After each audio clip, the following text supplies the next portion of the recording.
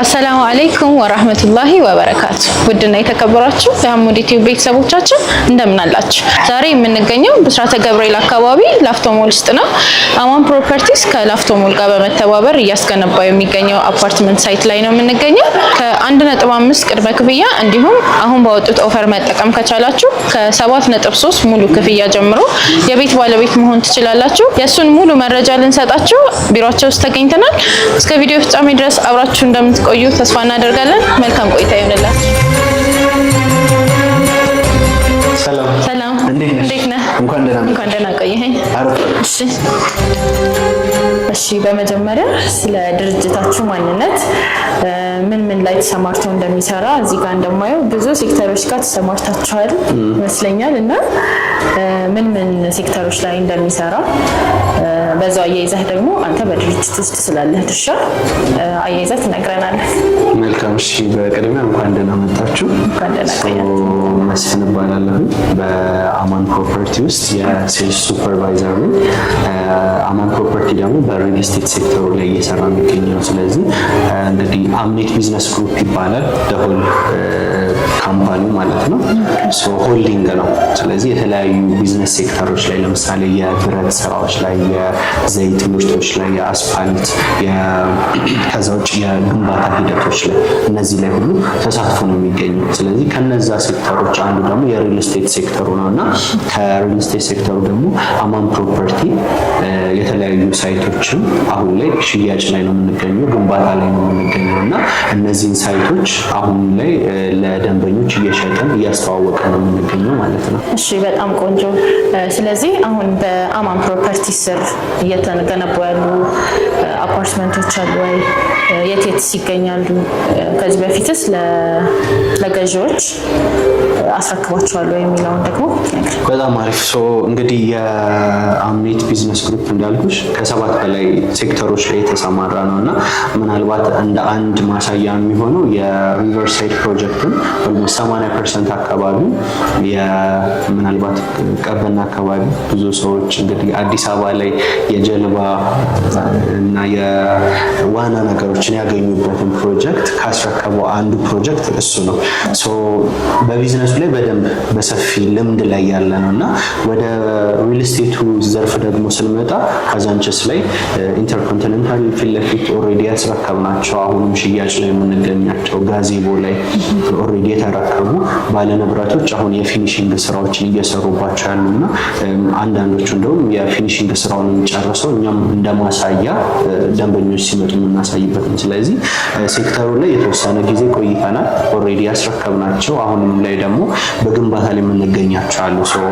በግንባታ ላይ ካሉት ካዛንችስ ላይ ወደ 2 ሳይቶች አሁን አክቲቭሊ ሽያጭ ላይ እና ግንባታ ላይ የምንገኛቸው አሉ። ከዛ ውጭ ደግሞ ብስራተ ገብርኤል ላፍቶ ሞል ፊት ለፊት ወይም ደግሞ የበፊቱ የላፍቶ ሞል ፓርኪንግ ኤሪያ የነበረው ላይ በጆይንት ቬንቸር አሁን ላይ ወደ 4000 ካሬ ላይ ያረፈ ህንፃን እየገነባ ነው የምንገኘው። ሞር ሌክዠሪየስ የሆነ ነው።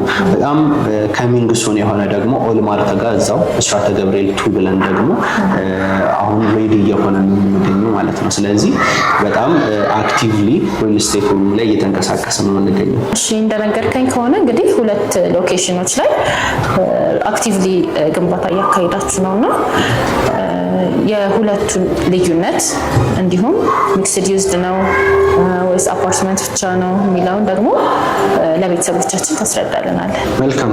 እንግዲህ እንዳልኩሽ 2 ሳይቶች ላይ አክቲቭሊ በግንባታውም ሂደት በሽያጩም ሂደት ላይ ነው የምንገኘው እና ሁለቱን አንድ የሚያደርጋቸው በዋነኝነት ሚክስድ ዩዝድ መሆናቸው ናቸው። ያ ማለት የኮሜርሻል ኤሪያ ይኖራቸዋል፣ የአፓርትመንት ኤሪያ ይኖራቸዋል፣ ወይም ደግሞ ስፍራ ይኖራቸዋል ማለት ነው። ግን አሁን በዋነኝነት እኛ እየሸጥን የምንገኘው የአፓርትመንቶቹ ነው 2ቱም ሳይቶች ላይ ማለት ነው።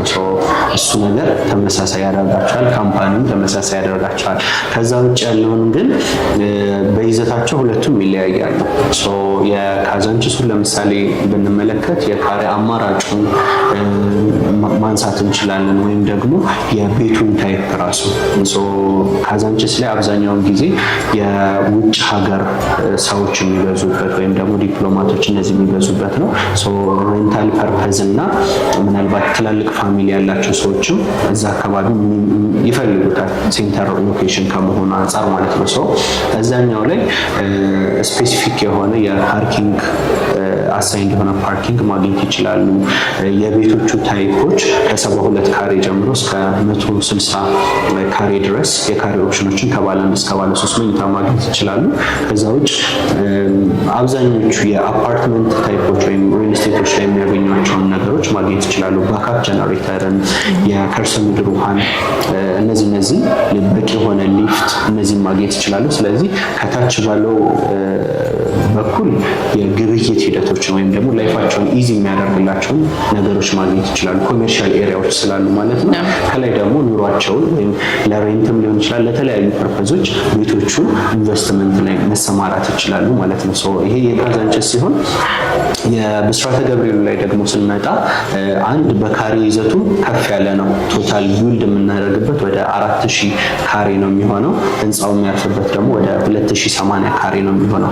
ስለዚህ አንድ የካሬ ይዘቱ የህንፃው ይዘት ራሱ ለየት ያለ ነው፣ ተለቅ ያለ ነው። ከዛ ውጭ ከላፍቶ ሞል ጋር በጆይንት ቬንቸር መልኩ ነው የምንሰራው። ስለዚህ ያ ምን ይሰጠናል? ኦልሬዲ ላፍቶ ሞል ላይ የምናውቃቸው ነገሮች አሉ፣ ላይፍ ኢዚ የሚያደርጉ ኢንተርቴንመንት ላይ፣ ሾፒንግ ላይ፣ የተለያዩ ነገሮች ላይ ያሉ። ስለዚህ እነዛን አክሰሶች ማግኘት ይችላሉ። ከዛ ውጭ የላፍቶ ሞልም ሚክስድ ዩዝድ ነው።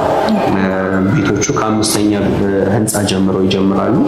G+25 ነው የሚሆነው ወደ ላይ ማለት ነው። ስለዚህ ቤቶቹ ከ5ኛው ጀምሮ ነው የሚሆኑ። ወደ ታች ያሉት ግን አሚኒቲ ፕላስ ኮሜርሻል ነው የሚሆኑት። አሚኒቲዎቹ ላይ የጂምናዚየም አገልግሎትን ማግኘት ይችላሉ። የስዊሚንግ ፑል ኦልሬዲ ላፍቶ ሞል አንድ ከሚታወቅባቸው። ከዛ ውጭ ደግሞ ኢንተርቴንመንቱ ላይ ቦሊንግ አለ፣ የተለያዩ ነገሮች አሉ። እነዛን አክሰሶችን ማግኘት ይችላሉ። አሳይንድ የሆነ ፓርኪንግ፣ በቂ የሆነ ሊፍት ማግኘት ይችላሉ። ኦፕን ቴራስ በጋራ መጠቀም ይችሉበት ለነዋሪዎቹ ክፍት የሚሆን ኦፕን ቴራስ ይኖራል። ከዛ ውጭ በአይነቱ ለየት የሚያደርገው የላፍቶ ሞል ሳይታችንን ቴክኒካል የሚባል ቬንቲሌሽን እነዚህ አይነት ነገሮች እናንጠቀም። ስለዚህ ናቹራል የሆነ የአየር ፀሐይን ብርሃንን ማግኘት ይችላሉ። የብርሃኑ እንዲሁም ደግሞ በሳከር ሳይሆን በናቹራል ቬንቲሌሽን ነው የምንጠቀመው። ስለዚህ ከዲዛይንም አንጻር ከተለያዩ ነገሮች አንጻር በይዘታቸው ይለያያሉ ማለት ነው። እሺ፣ እዚህ ላፍቶ ሞል የሚገኘው ሳይታችሁ ላይ ቀደም ዞር እያልኩ እያየሁ ነበርና በጣም ደስ ይላል። ቪውም በጣም ያምራል እና ይሄን ሳይታችን ወድጀዋለሁ። ስለዚህ ለቤተሰቦቻችን ስለዚህኛው ሳይታችሁ በደንብ ሰፋ ያለ ማብራሪያ እንፈልጋለን። ማለት የካሬ አማራጮቹን፣ ያከፋፈል ሁኔታውን እንደዚሁ አያይዘህ ለቤተሰቦቻችን ታስረዳልናል። እኔም እንግዲህ በዋነኝነት የምወደው ሳይት ነው በጣም ከሚሰጠው አገልግሎት አንጻር ማለት ነው። እና ይህንን ቦታ አዝ ኢንቨስትመንት ሰዎች ቢገዙት ወይም ደግሞ ጀስት ለራሳቸው ለመኖሪያ ከቤተሰቦቻቸው ጋር ለመኖሪያ ቢገዙት በጣም ተመራጭ ቦታ ነው። ምክንያቱም እዚህ ብስራተ ገብርኤል ሳር ቤት ምናምን ኤሪያ ላይ በጣም ለኑሮ አመቺ ከሚባሉ በዋነኝነት የተለያዩ ኤምባሲዎች የሚሰፍሩባቸው ትላልቅ ድርጅቶች የሚሰፍሩባቸው ከሴኩሪቲ አንጻር ሊሆን ይችላል፣ ከኢንፍራስትራክቸር አንጻር፣ ከትራንስፖርቴሽን ከብዙ ነገሮች አንጻር በጣም ተመራጭ እና አዲስ አበባ ውስጥ ፕራይም ሎኬሽኖችን ጥቀሱ ሲባል ቅድሚያ የሚመጡ ኤሪያዎች ናቸው። ሳር ቤት፣ ብስራተ ገብርኤል እነዚህ ኤሪያዎች ማለት ነው። ሰው እዚህ ቦታ ላይ ነው የሚገኘው እና በእርግጠኝነት ላቶች የምትችልበት ምክንያትም አይኖርም። የዚህ ፕሮጀክት እንግዲህ በዋነኝነት የሚይዛቸው የካሬ ኦፕሽኖች አሉ። ሚኒማል ከ89 ካሬ ጀምሮ ባለ አንድ መኝታ ማለት ነው እስከ 248 ካሬ ድረስ የካሬ ኦፕሽኖችን በውስጡ ይዛል ማለት ነው ባለ 3 መኝታ።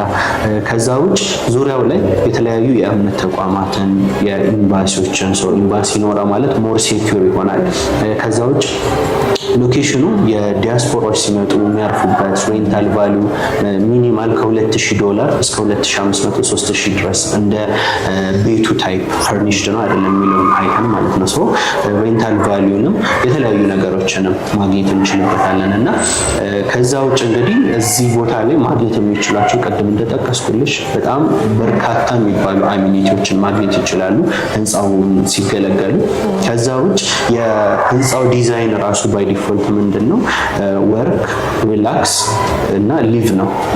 ስለዚህ እዛው መስራት የሚችሉበት ላፍቶ ሞልም አለ፣ እዛው ሱቆችም አሉ። ስለዚህ እዛው መስራት የሚችሉበት ሪላክስ ማድረግ የሚችሉበት ኤሪያው ላይ የተለያዩ ኢንተርቴንመንት ከሲኒማ ጀምሮ የተለያዩ ኢንተርቴንመንቶች አሉና እዛው ደግሞ መኖር የሚችሉበት ያመጣናቸው የካሬ ኦፕሽኖች እነዚህ አፓርትመንቶች መኖር የሚያስችሉ ናቸውና እዛው መኖር የሚችሉበት ነው። ስለዚህ ከዲዛይንም ከምንም አንግል ለደንበኛ ወይም ደግሞ ለነዋሪው አመቺ እንዲሆን ተደርጎ ነው የተሰራውና እንዳልኩሽ ከ89 ካሬ ጀምሮ ባለ አንድ መኝታ ኦፕሽኖች ይኖሩናል። አከፋፈላቸው በሚፈልጉት አይነት ኦፕሽኖችም ይኖሩናል። ታይም ቤዝድ መክፈል ይችላሉ፣ ኮንስትራክሽን ቤዝድ መክፈል ይችላሉ፣ ወይም ደግሞ የተለያዩ ኦፈሮችን ተጠቅመው መክፈል ይችላሉ ማለት ነው። ስለዚህ እንደነገርከኝ አከፋፈል ሁኔታው የሚሆነው ደንበኞችን ቤዝድ ያደረገ ነው ማለት ነው። ስለሱ ሰፋ ያለ ማብራሪያ ተሰጠን። ምንድነው ደንበኞችን ያማከለ ነው ስንል አንዳንዴ እንግዲህ ሪጅድ የሆነ አከፋፈል ይኖራል ሪል ስቴቶች ላይ እና እኛ ጋር ደግሞ በተቻለ መጠን ከደንበኛው ጋር ሊሄድ የሚችል አይነት የአከፋፈል ሂደትን ይዘን የመጣ ነው።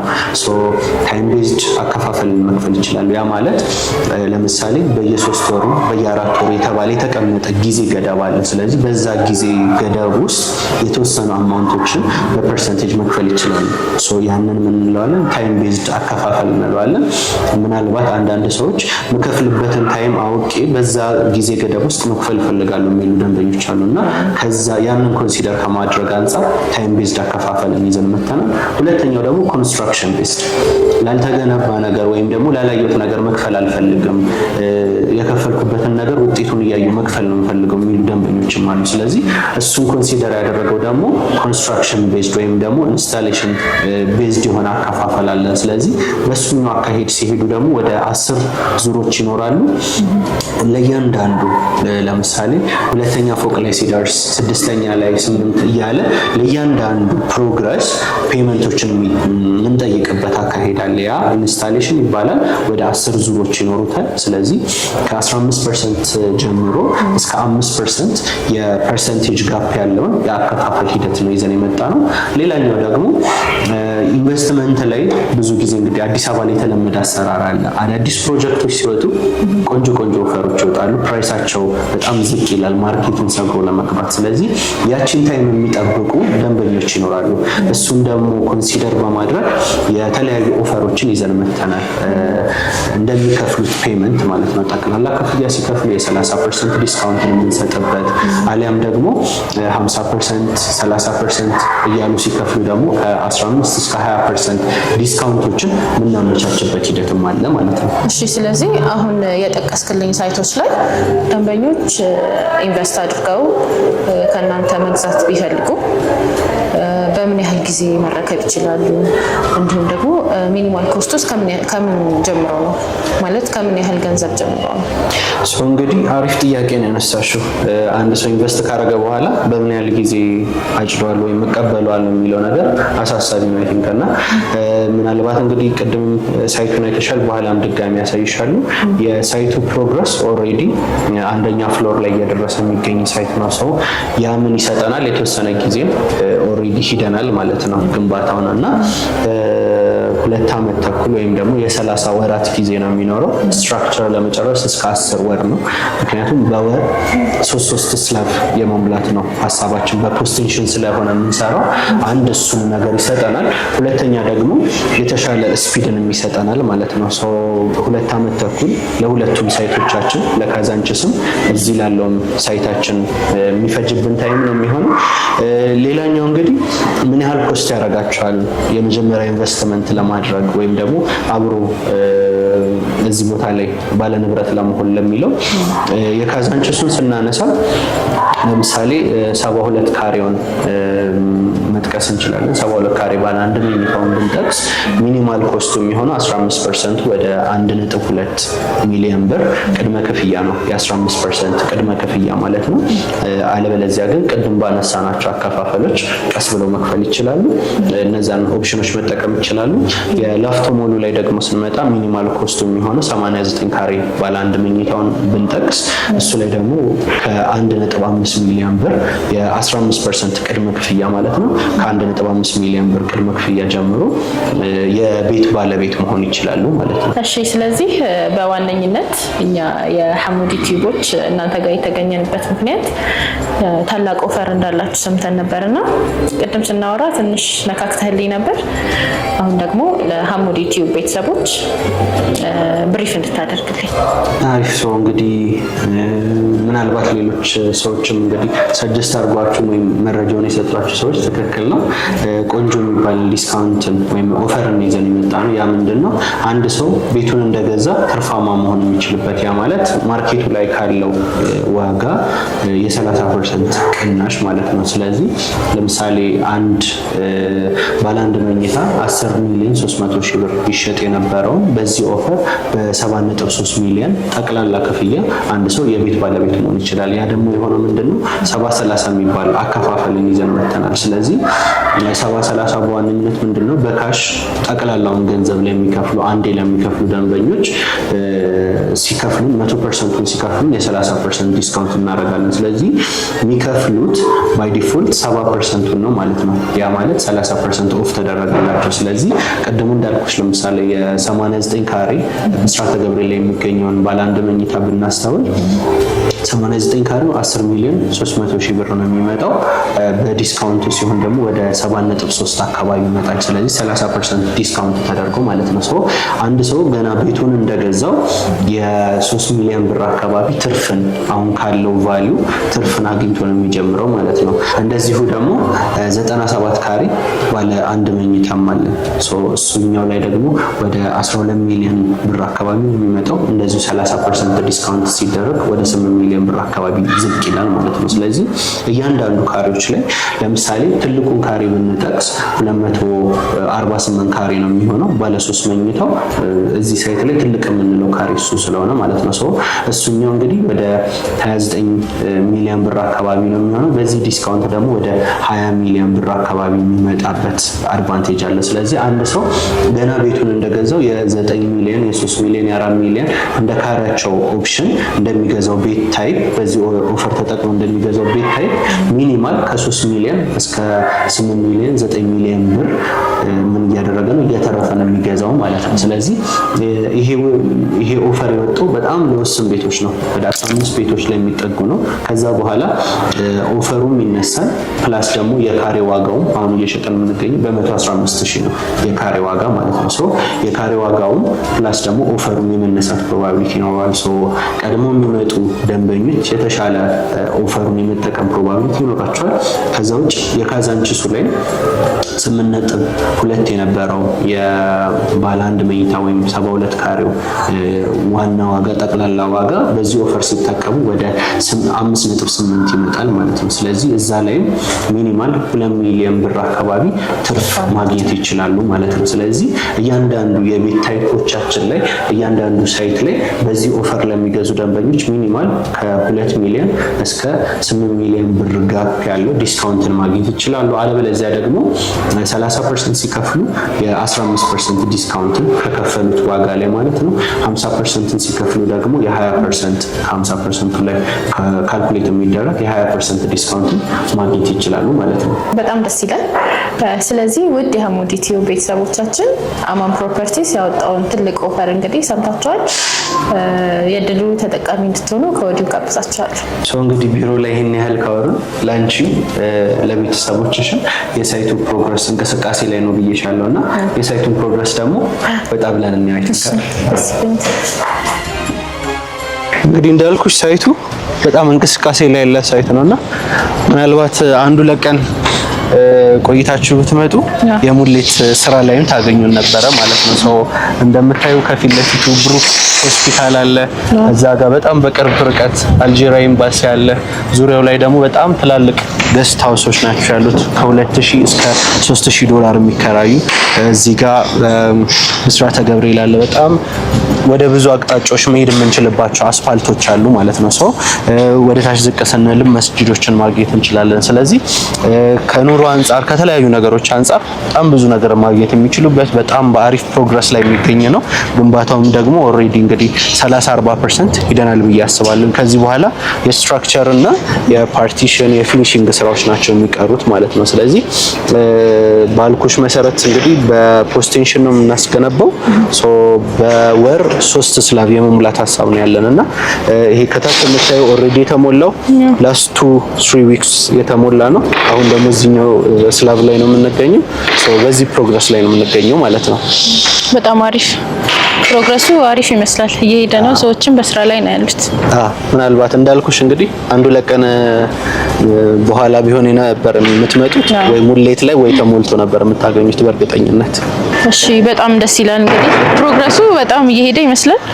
ሰዎችም በስራ ላይ ናቸው እንደሚታዩ። በጣም አሪፍ ነው። ስለዚህ ደንበኞች ከአማን ፕሮፐርቲስ ቤት መግዛት ቢፈልጉ በአካል መምጣት ለሚፈልጉም እንዲሁም ውጭ ሀገር ሆነው ቤት መግዛት ለሚፈልጉ ደንበኞች እናንተም በምን መልኩ ነው ሊያገኟቸው የሚችሉት? አሪፍ ነው። እንግዲህ እንዳልኩሽ አሪፍ ፕሮግረስ ላይ ነው ያለነው፣ የሚታይ ነገር ላይ ነው ያለነው። ስለዚህ ዲሳይድ አድርገው ከኛ ጋር አብረው ኢንቨስት አድርገው መቀጠል የሚፈልጉ ደንበኞች፣ ሀገር ውስጥ ያሉ ደንበኞች ብስራተ ገብርኤል በሚገኘው በዋናው ቢሮአችን መጥተው ያለውን ነገር ተመልክተው ፕሮሰስ ማድረግ እንችላለን። በተወካይም ሊሆን ይችላል በራሳቸው ማለት ነው። ውጭ ሀገር ላይ ያሉ ደንበኞች ደግሞ ከዚህ በፊት የሚያደርግናቸው ፕሮሰሶች ነበሩ። ስለዚህ እዚህ ሀገር ተወካይ ካላቸው ተወካዮቻቸውን ልከው ያለውን የሳይቱን ፕሮግረስ፣ የተለያዩ አግሪመንቶችን፣ የተለያዩ ነገሮችን ቼክ አድርገው ቀጣዩን ነገር ስቴፕ መውሰድ ይችላሉ። እዚህ ሀገር ላይ ደግሞ ተወካይ የለንም፣ እዛ ውጭ ሀገር ነው ያለነው፣ በቅርቡ መምጣት አንችልም፣ ግን ይህንን መጠቀም እንፈልጋለን ያለውን ኦፈር የሚሉ ደንበኞች ካሉ ደግሞ በዲኤችኤል በኩል ያለውን ማንኛውንም ዶክመንቴሽኖች በሶፍት ኮፒ አታች ማድረግ እንችላለን። ሶ እሱን አይተው ዲሳይድ ካደረጉ ያሉበትን አድሬስ ልከውልን የሚጠበቀውን ክፍያዎች አድርገው አግሪመንቶችን ወደ ውጭ ሀገር በዲኤችኤል በኩል ፕሮሰስ ማድረግ እንችላለን ማለት ነው። ሶ በሁለቱም አማራጮች የቤት ባለቤት መሆን ይችላሉ፣ ሀገር ውስጥም ወይም ደግሞ ከሀገር ውጭ ያሉትም ደንበኞች ማለት ነው። እሺ ከዚህ በተጨማሪ እናንተን የሚያገኙበት ስልክ ቁጥር ወይ ደግሞ ዌብሳይቶች፣ የተለያዩ ሶሻል ሚዲያዎች ካሉ እነሱን ደግሞ ሜንሽን አድርግልኝ።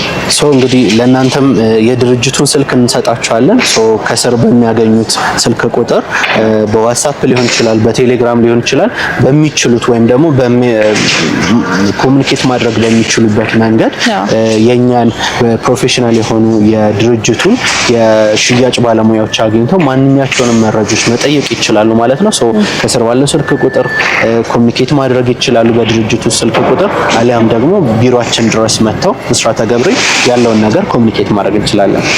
እሺ እንግዲህ ስለ አሜን ፕሮፐርቲ ሙሉ የሆነ መረጃ ሰጥተኛል ብዬ አስባለሁና ለነበረን ቆይታ በጣም አድርጌ አመሰግናለሁ። ድጋሚ እንደምንገናኝ ተስፋ አደርጋለሁ። እኛም አክብራችሁን እዚህ ድረስ ስለመጣችሁ መረጃውንም ለደንበኞቻችን እንዲሁም ለእናንተ ቤተሰቦች ስላቀረባችሁልን በጣም እጅግ አድርገን እናመሰግናለን። ውድ ቤተሰቦቻችን በዛሬው ቪዲዮ እንግዲህ በአማን ፕሮፐርቲስ ተገኝተን ያደረግነው ቆይታ ይሄን ይመስል ነበረ። ባደረጉት ታላቅ ቅናሽ ተጠቃሚ እንድትሆኑ ድጋሚ ጋብዛችኋለሁኝ። በሚቀጥለው ቪዲዮ እስክንገናኝ ድረስ አሰላሙ አለይኩም ወራህመቱላሂ ወበረካቱ።